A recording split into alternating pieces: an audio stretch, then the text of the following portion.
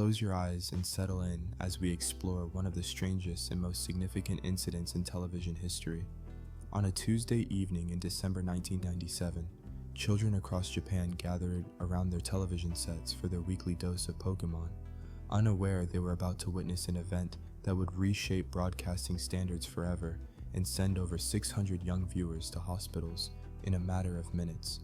December 16, 1997, arrived like any other Tuesday in Japan. At exactly 6:30 in the evening, Japan Standard Time, episode 38 of Pokémon's first season flickered to life on 37 television stations across the country. The episode, titled Dennō Senshi Porygon, which translates to Computer Warrior Porygon, but is more commonly known as Electric Soldier Porygon, was broadcast by TV Tokyo and reached an estimated 4.6 million households. In the Kanto region alone, 16.5% of all televisions were tuned to the show. In some areas like Toyohashi, as much as 70% of elementary school students were watching, creating a synchronized viewing experience that would soon turn catastrophic. The episode itself seemed innocent enough in its premise. Ash, Misty, and Brock arrive at a Pokémon Center to heal Pikachu, only to discover that the Pokéball transfer system has been malfunctioning. Pokémon sent through the machine never arrive at their destination, replaced instead by different creatures entirely. Nurse Joy explains the predicament, and the children decide to investigate. They meet Professor Akihabara, the brilliant inventor who created the Pokéball transfer system. The professor reveals his solution: Porygon, a digital Pokémon he designed specifically to exist within cyberspace. But there's a problem. Team Rocket has stolen the professor's prototype Porygon and is using it to intercept and steal trainers' Pokémon from inside the computer network itself. Using the professor's dimension transporter, Ash, Misty, Brock, Pikachu, and the second Porygon are digitized and sent into the virtual world of the computer system. What follows is a trippy journey through a digital landscape rendered in bold colors and geometric patterns, a visual style meant to evoke the feeling of cyberspace in an era when such concepts were still fresh and exciting. The children navigate through this electronic realm, battling Team Rocket and their stolen Porygon.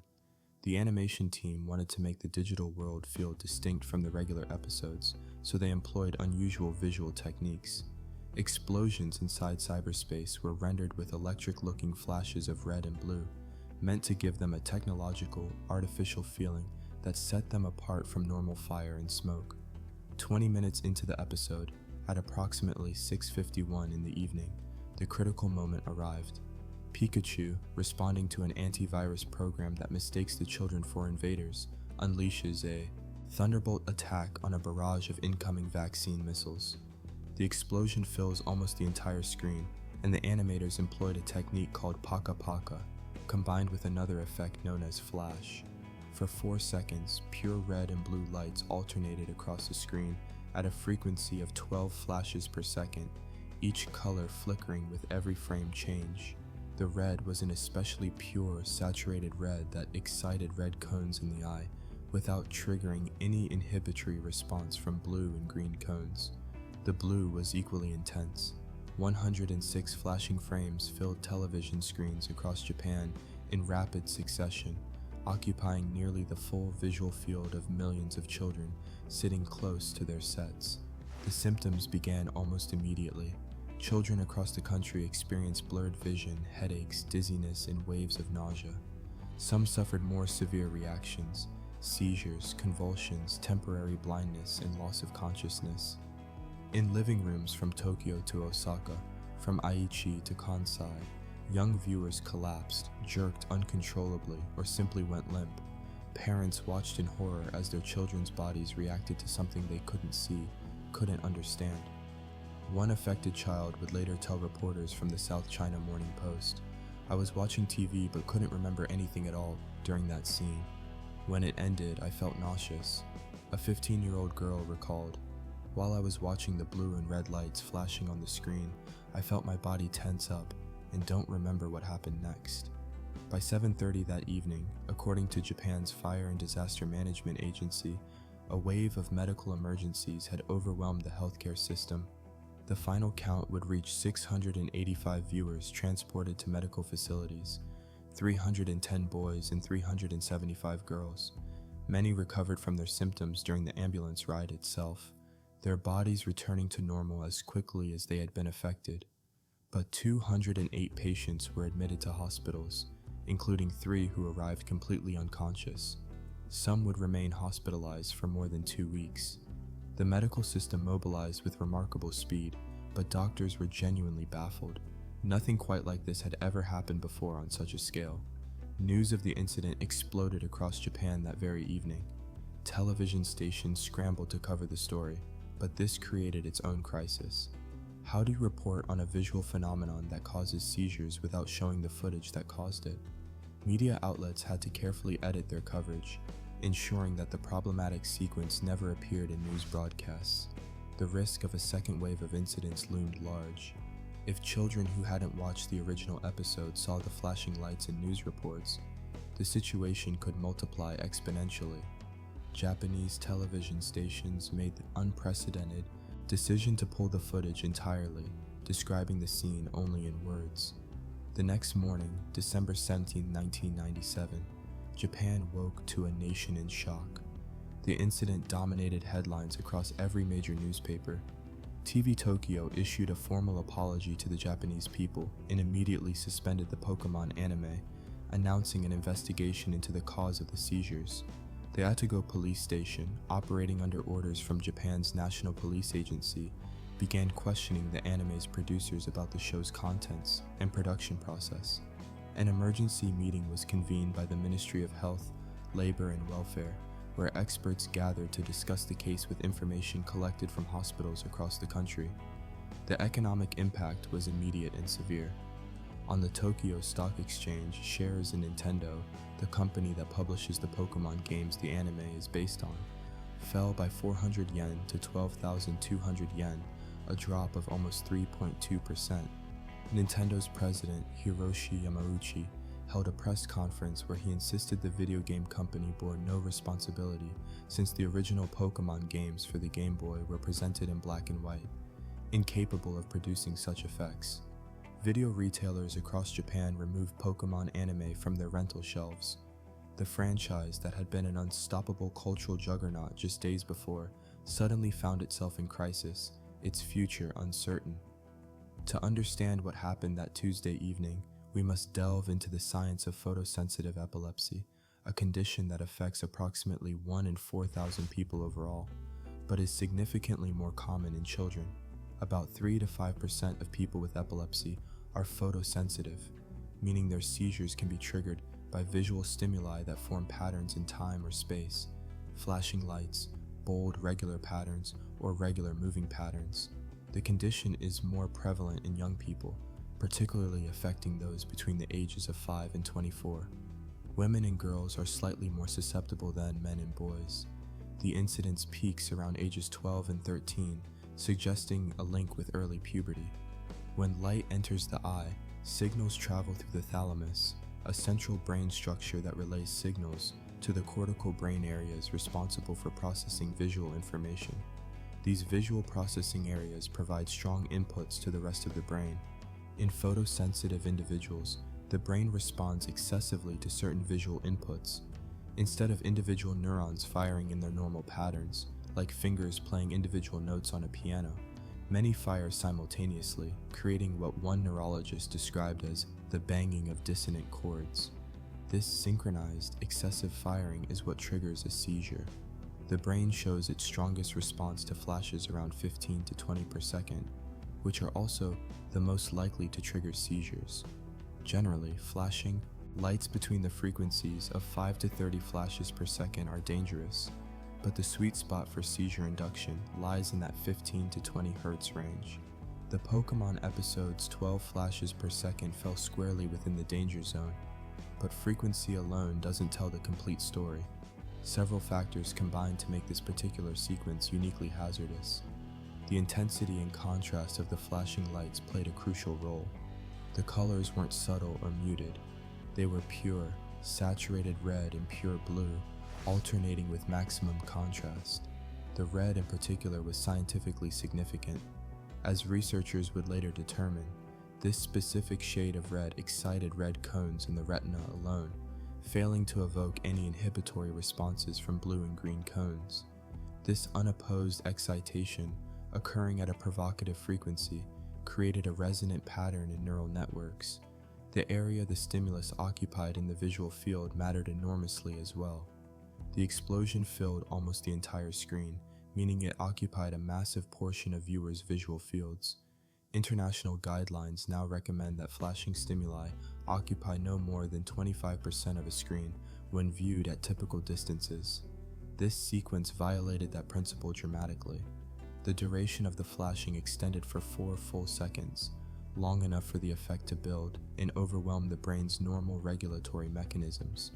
The pattern itself, alternating between two highly contrasting colors in a regular, predictable rhythm, was precisely the kind of visual stimulus most likely to synchronize neuronal firing. And crucially, the effect was only triggered when viewers watched with both eyes open, seeing the stimulus in their central field of vision. Looking away or covering one eye would have prevented the seizure, but children absorbed in their favorite show had no warning, no reason to take such precautions. Japanese homes of the 1990s likely created ideal conditions for the incident to reach catastrophic proportions. In a country with over 126 million people occupying an area roughly the size of Montana, homes were typically small. Big screen televisions were the norm, and living rooms often functioned essentially as small theaters. Based on typical viewing habits of the era, many children probably sat very close to their screens, maximizing the visual field occupied by the flashing lights. The cultural phenomenon of Pokémon meant that millions of children were watching simultaneously at exactly the same time, creating a synchronized mass exposure event unprecedented in television history. What made the incident even more perplexing to medical professionals was the sheer number of children affected who had no prior history of epilepsy. Of the victims who could be studied in detail, 76% had never experienced a seizure before in their lives, and most who had experienced previous seizures had never had one provoked by television. These weren't children with diagnosed photosensitive epilepsy who had failed to take precautions. These were ordinary children who had no idea they were vulnerable. Some had electroencephalogram responses that indicated photosensitivity, but many showed no prior warning signs whatsoever. The episode had acted as a massive, inadvertent screening test, identifying photosensitive individuals who might have gone their entire lives without discovering their condition. The aftermath of the Pokémon shock reshaped the Japanese broadcasting industry from the ground up. The episode Holiday Hijinks, scheduled to air the following week on December 23, 1997, was immediately pulled. A planned New Year's special for December 30th was cancelled. TV Tokyo removed all mentions of Pokémon from their programming. The show entered a 4-month hiatus that felt interminable to young fans who wrote letters begging for the anime not to be cancelled permanently. On December 18th, an investigation team was created, and other animations currently airing were investigated, with measures taken to lower brightness in certain shows. The NHK Current Affairs program Close Up Hyundai covered the incident extensively. On December 9th, TV Tokyo dispatched investigation teams to the United States and the United Kingdom to study international broadcast standards and determine best practices for preventing similar incidents. On December 20th, TV Tokyo, other broadcasters, and Shogakukan Productions published formal apology advertisements in newspapers across Japan. Even the United States White House spokesperson gave a briefing suggesting solutions should be developed by government and industry. On December 22nd, TV Tokyo announced it would suspend Pokémon broadcasts until the Japanese Civil Broadcasting Federation could establish comprehensive countermeasures. The network temporarily adopted guidelines from the British Independent Television Commission. Between January and April of '98, intensive work was conducted to establish new safety standards. On January 11th and 12th, NHK and TV Tokyo visited the United Kingdom and United States respectively to investigate broadcast production guidelines. On January 13th, results were announced based on guidelines from the UK's Independent Television Commission. The conclusion was clear. Flashing light at more than 3 Hz per second, along with dots, swirls, and stripe-shaped movements occupying more than half the screen, were harmful to viewers under age 20. On April 3rd and 6th, Japan's Ministry of Health and Welfare published guidelines from clinical research groups studying light and pattern-induced seizures.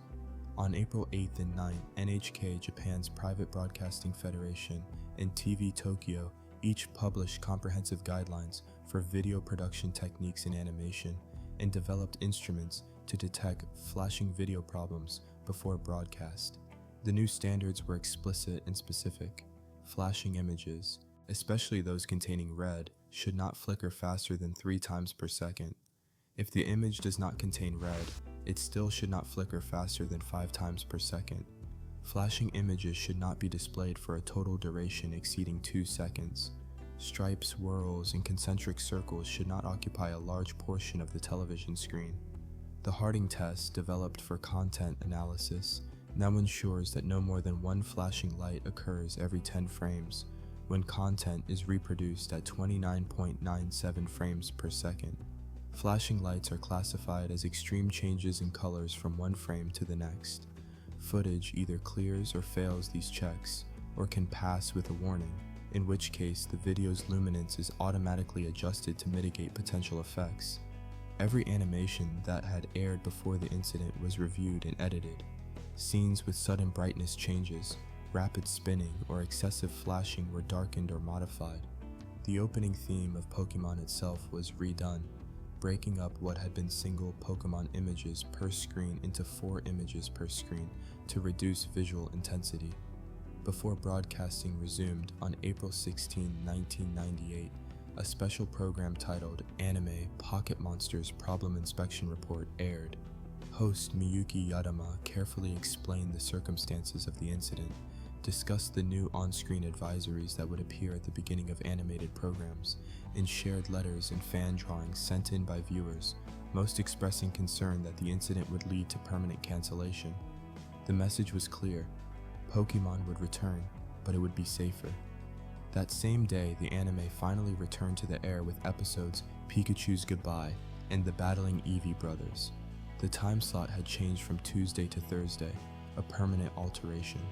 TV broadcasters across Japan voluntarily added on-screen warnings to shows targeted at young children, encouraging viewers to watch anime in well-lit rooms and sit far away from television sets. This warning, which roughly translates to, "When watching television anime, please brighten the room and watch from not too close," became a fixture on Japanese television that persists to this day. The incident's influence spread beyond Japan's borders. The United Kingdom's Independent Television Commission updated their guidelines. Other countries began examining their own broadcasting standards, ensuring they had safeguards in place to prevent similar incidents. As for episode 38 itself, Dennō Senshi Porygon has never been broadcast again anywhere in the world, in any form. Although 4Kids Entertainment completed an English dub with the flashing sequence altered and slowed, it was never aired. The episode exists in a strange limbo. Simultaneously, one of the most famous and most rarely seen pieces of television content ever created. It holds the record in the Guinness World Records, appearing in the 2004 and 2008 editions as the holder of most photosensitive epileptic seizures caused by a television show. The most tragic and arguably unfair casualty of the incident was Porygon itself. Despite the Pokémon's innocence in the affair, the anime has never featured Porygon or its evolutions, Porygon and Porygon Z, in any subsequent episodes beyond the briefest of background cameos. Porygon, introduced in the second generation of games, holds the distinction of being the only second generation Pokémon to never appear meaningfully in the anime. This exile feels particularly unjust because Porygon was simply a passive participant in the episode. The creature was flying through cyberspace when Pikachu fired the Thunderbolt that created the problematic explosion. If any Pokémon should have been associated with the incident, logic suggests it should have been Pikachu, whose attack directly caused the flashing lights. But Pikachu is the franchise mascot, the face of Pokémon worldwide, appearing in virtually every episode and serving as the series' primary icon. Banning Pikachu was unthinkable from a business perspective. Porygon, a relatively obscure digital-type Pokémon with limited merchandise appeal, made for a convenient scapegoat. The irony wasn't lost on fans. In September 2020, the official Pokémon Twitter account posted Porygon did nothing wrong, seemingly acknowledging this injustice. The tweet appeared to be part of a series celebrating different Pokémon in National Pokédex order, making this moment of recognition particularly poignant. However, the tweet was hastily deleted, likely because the subject remains deeply taboo within the company, and bringing attention to the incident was deemed inappropriate. The Pokémon Company continues to feature Porygon in all other aspects of its branding, video games, trading cards, promotional materials, but television remains permanently off limits.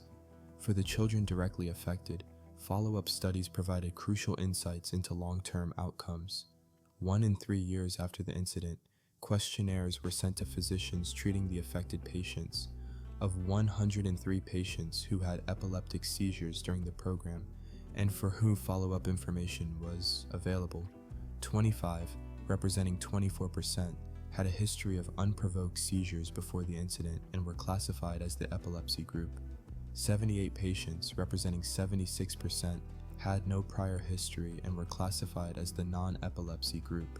23 patients, 22% of the total, were reported to have seizures after the incident, with 15 experiencing visually induced seizures specifically.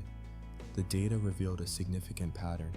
Patients in the epilepsy group experienced far more seizure recurrence than those in the non-epilepsy group, 56% versus 9%. This made sense. Epilepsy is a chronic condition, and exposure to a powerful trigger doesn't fundamentally alter someone's underlying condition. What was more surprising and reassuring was that the vast majority of previously healthy children who seized during the episode did not go on to develop chronic epilepsy. The stimulus had been so extraordinarily provocative, so far outside the bounds of normal television content, that it had induced seizures even in children who were not truly epileptic in any meaningful clinical sense. Approximately 40% of children with a Pokémon seizure, but no history of previous seizures, showed a photoparoxysmal response on EEG testing, significantly less than the 64% with a prior history, but still a surprisingly high percentage. This suggested that many children had an underlying neurological susceptibility they were unaware of, but one that wouldn't manifest under normal circumstances. For most, avoiding highly provocative stimuli would be sufficient prevention. They wouldn't need medication or significant lifestyle changes. Some researchers have argued that the term photosensitive epilepsy was too strong for many of these children. They had experienced provoked seizures under extreme artificial conditions, but weren't truly epileptic in the traditional sense. An additional layer of complexity emerged in later analysis. While the initial seizures clearly resulted from the photosensitive effects of the flashing lights, some researchers have suggested that mass psychogenic illness may have contributed to the final casualty count. The timeline shows something interesting. Many children watched the episode when it originally aired, but in the days following the broadcast, when the incident dominated schoolyard conversations and media coverage, additional cases emerged. This pattern suggests that some children, hearing about the dramatic incident and perhaps experiencing mild symptoms like headaches or nausea that are common after the intense media exposure, may have attributed these sensations to the Pokémon episode or experienced psychosomatic responses. The suggestion wasn't that all 685 cases were psychogenic. The initial wave of seizures was undeniably real and directly caused by the visual stimulus. But the timeline suggests that some children, hearing about the dramatic incident and perhaps feeling mild symptoms like headaches or nausea, may have attributed normal sensations to the Pokémon episode or experienced psychosomatic responses. This doesn't diminish the seriousness of the incident, but it does help explain why reports continued to emerge in the days following the broadcast. Mass psychogenic illness is a well-documented phenomenon, particularly in close-knit communities like schools, where anxiety and concern can spread through social networks. The cultural impact of the Pokémon shock extended far beyond Japan and the anime industry. The incident became a touchstone in popular culture, referenced and parodied numerous times. The Simpsons episode 30 Minutes Over Tokyo features the Simpson family traveling to Japan, where Bart watches a cartoon with robots whose flashing eye lasers prompt him to ask, "Isn't this that cartoon that causes seizures?" before the on-screen character's flashing eyes proceed to give him a seizure. South Park similarly parodied the incident 2 years after it occurred. These references, while played for comedy, helped cement the Pokémon shock in global consciousness as a bizarre but significant event in television history.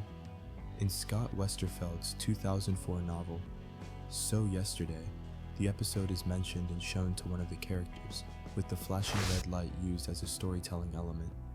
The incident influenced concerns about other media as well. In December 2020, when the video game Cyberpunk 2077 was released, it contained a brain dance sequence with red and white flashing lights that reportedly resembled patterns produced by medical devices used to intentionally trigger seizures. Leanna Ruppert, a journalist with photosensitive epilepsy, experienced a grand mal seizure while reviewing the game, leading to warnings and modifications. The 2018 Pixar film Incredibles 2 posted warnings for audiences after concerns arose about flashing light scenes involving a villain called the Screenslaver.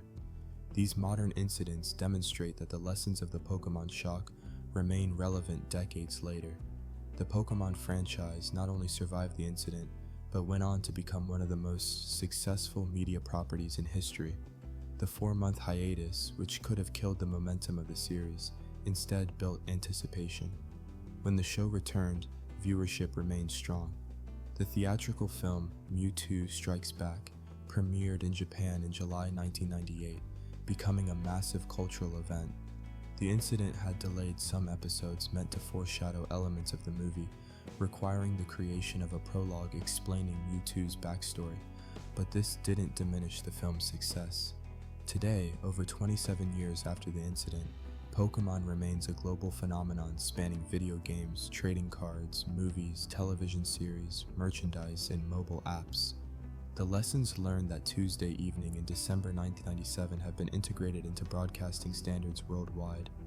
Modern content creation tools include automated systems to detect potentially problematic flashing sequences before they ever reach audiences. Animation studios are trained in safe visual practices. Warnings appear before potentially sensitive content. The industry learned, adapted, and implemented changes that have prevented any similar incident from occurring since. The children who were hospitalized that evening are now adults in their 30s. Most experience no long-term consequences beyond a memorable, somewhat frightening childhood experience and perhaps a lifetime aversion to rapidly flashing lights.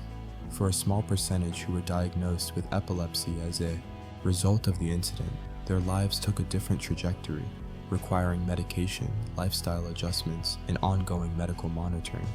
But even among this group, many outgrew their photosensitivity as they reached adulthood, a common pattern with this form of epilepsy. As you drift towards sleep, consider the strange butterfly effect of that single Tuesday evening.